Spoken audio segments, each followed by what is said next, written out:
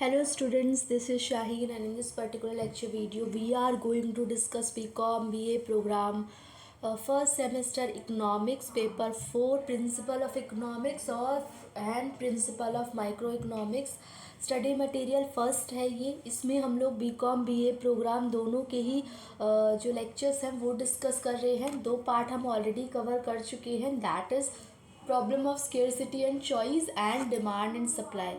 ये दो पार्ट हमने कंप्लीट कर लिए हैं। आज के लेक्चर में इलास्टिसिटी ऑफ डिमांड भी कंप्लीट हो जाएगा और ऐसे करते करते हम लोग जल्दी से जल्दी इन चैप्टर्स को गो थ्रू कर लेंगे, ठीक है। और होपफुली आप लोगों को समझ भी आ रहा होगा। अगर कोई डाउट होता है तो आप लोग कमेंट सेक्शन में मेंशन कर सकते हो और वो मैं आपका डाउट क्लियर करवा दूँगी। ओके, तो इलास्टिसिटी ऑफ डिमांड की बात करते हैं। What is elasticity of demand? Elasticity of demand का मतलब डिमांड कितना खिंच सकती है, डिमांड कितना स्ट्रेच हो सकती है, कितनी उसमें इलास्टिक है, तो that is the elasticity of demand, ठीक है। डिमांड कितना फॉरवर्ड हो सकती है, मैं डिमांड को कितना चेंज कर सकती हूँ। जैसे कुछ कुछ चीज़ों में डिमांड बिल्कुल भी फ्लक्चुएट नहीं हो सकती। जैसे कि अगर मैं मेडिसिन की बात करूँ, मैं लिख के आपको बताती हूँ ताकि आपकी कॉन्सेप्ट्स और क्लियर हों। मेडिसिन है, मेडिसिन में क्या डिमांड को आप फॉरवर्ड शिफ्ट कर सकते हो? तो आप बोलोगे no ma'am, it's not possible, क्योंकि आप बोलोगे कि मैम मेडिसिन एक ऐसी चीज़ है जो कि जिसके प्राइसेस भले ही कितने पीक पॉइंट पे चले जाएं लेकिन फिर भी उसकी डिमांड कांस्टेंट रहेगी। लेकिन अगर मेडिसिन के अलावा कोई और प्रोडक्ट है, ठीक है, जैसे मान लो स्टडी मटेरियल है, तो स्टडी मटेरियल की आप डिमांड को फॉरवर्ड कर सकते हो, लग्जरी आइटम्स की डिमांड को फॉरवर्ड कर सकते हो, लेकिन मेडिसिन की आप डिमांड को फॉरवर्ड नहीं कर सकते, ठीक है, वो आपकी कांस्टेंट रहती है। तो ये ही आपका कॉन्सेप्ट कहलाता है इलास्टिसिटी ऑफ डिमांड का मतलब कितना चेंज हो रही है demand in response to change in price. The concept of elasticity of demand is a device to measure the responsiveness of quantity demanded. अगर क्वांटिटी डिमांडेड कितना चेंज हो रही है in any factor that any influence the demand for a commodity. Now अब ये जो factors हैं, the concept of demand is generally use to measure the responsiveness of demand to change in price. Price में कितना change आ रहा है या income में कितना चेंज आ रहा है। तो प्राइस इलास्टिसिटी ऑफ डिमांड का मतलब है प्राइस की वजह से डिमांड में कितना चेंज आ रहा है। इनकम इलास्टिसिटी ऑफ डिमांड का मतलब है इनकम की वजह से डिमांड में कितना चेंज आ रहा है। और अगर price elasticity of other goods मतलब क्रॉस इलास्टिसिटी ऑफ डिमांड की बात करूं तो इसका मतलब ये है कि दूसरे गुड्स की वजह से प्राइस में कितना चेंज आ रहा है, ठीक है। दूसरे गुड्स में जो प्राइसेस चेंज हो रहा है उसकी वजह से डिमांड पे कितना फ़र्क आ रहा है, that is price elasticity of demand, that is cross elasticity of demand. Price elasticity of demand की बात करते हैं तो इसमें क्या होगा, percentage change in quantity demanded upon में परसेंटेज चेंज इन प्राइस, या आप बोल सकते हो percentage change in quantity upon में original quantity, change in price upon में ओरिजिनल प्राइस इंटू 100, ठीक है। जैसे कि फॉर एग्जांपल परसेंटेज चेंज हुआ है 5% और क्वांटिटी चेंज हुई है 10%, तो 10% अपॉन में 5%, तो आप बोल सकते हो 2% की इलास्टिसिटी आई है। चलो एक और फॉर्मूला डिस्क्राइब करते हैं, that is delta Q upon में क्यू मल्टीप्लाई पी अपॉन में डेल्टा पी। ये थोड़ा सा गलत हो गया है, दैट इज डेल्टा पी होगा ये, ठीक है। एक और चीज़ जो नेगेटिव सिंबल होता है यहाँ पे फॉर्मूले में नेगेटिव सिंबल आता है, रीज़न इज बिकॉज वेट,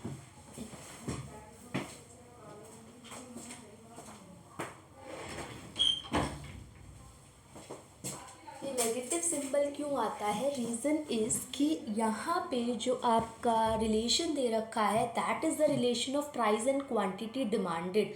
तो दैट इज़ वाई जो लॉ कहता है वो इन्वर्स रिलेशन कहता है ना, इसीलिए नेगेटिव सिंबल लगता है आपका फॉर्मूले के अंदर ना। उसके बाद if percentage change in quantity demanded कम होती है परसेंटेज चेंज इन प्राइस से तो वो इनइलास्टिक कहलाती है।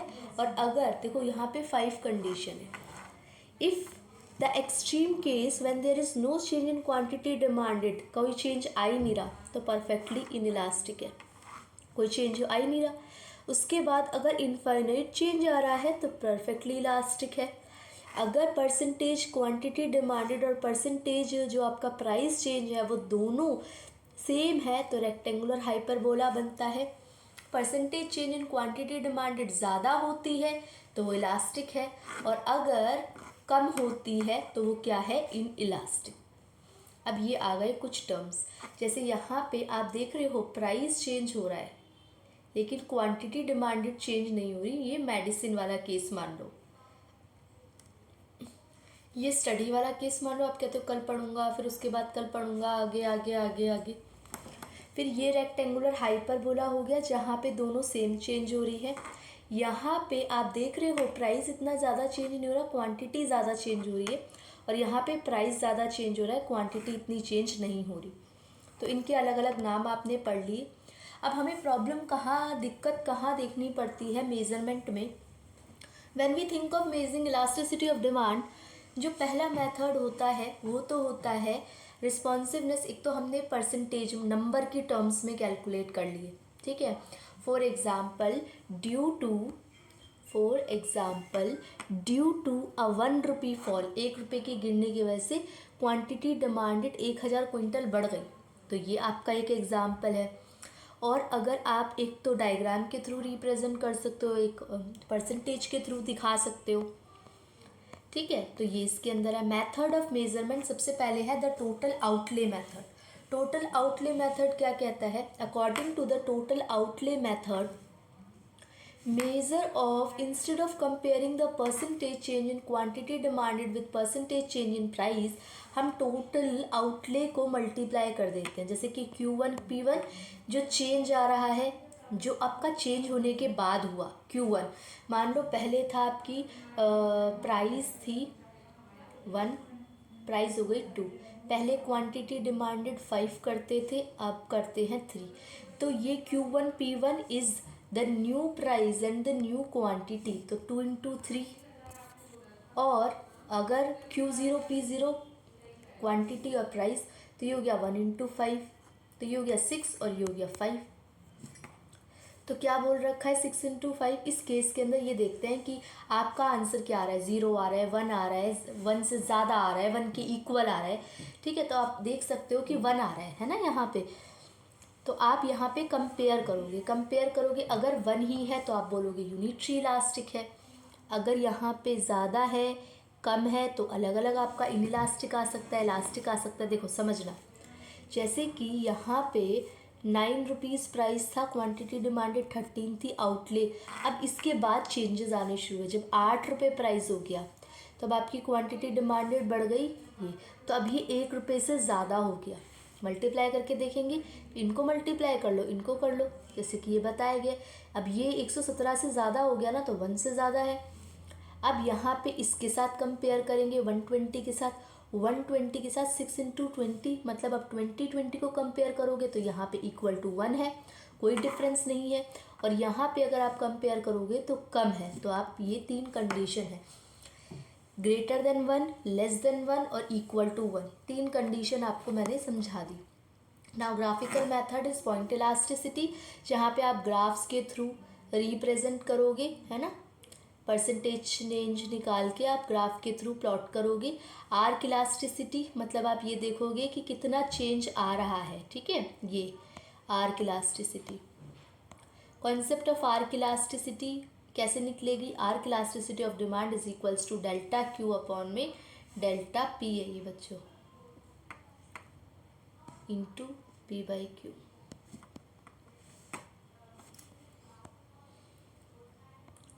Method for measuring point elasticity, यहाँ पे बताया गया है कि जो पॉइंट इलास्टिसिटी है नॉन लीनियर डिमांड कर्व में, वो किस तरीके से रिप्रेजेंट करेगी, जैसे पी अपॉन में क्यू और change in D P upon में डी क्यू।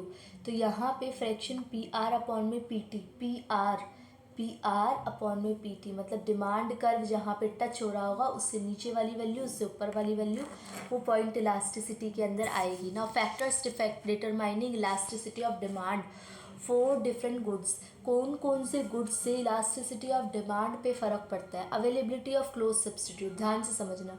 अगर मान लो किसी भी कमोडिटी का क्लोज सब्सटीट्यूट अवेलेबल है तो मैं उसकी डिमांड को आसानी से शिफ्ट कर सकती हूँ, क्योंकि मैं जैसे मान लो टी का अगर मैं अपना क्लोज सब्सटीट्यूट कॉफ़ी मानती हूँ तो मैं ये बोलूँगी ना कि मैं शिफ्ट इन हो रही हूँ, टी नहीं कंज्यूम कर रही, चलो उसकी प्राइस बढ़ गया, हटाओ, उसकी जगह मैं कॉफ़ी, आसानी से मैं अपनी डिमांड को शिफ्ट इन कर लूँगी।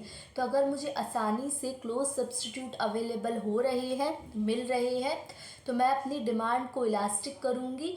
अगर नहीं मिल रहे तो मेरी जो डिमांड है वो लेस देन इलास्टिक रहेगी।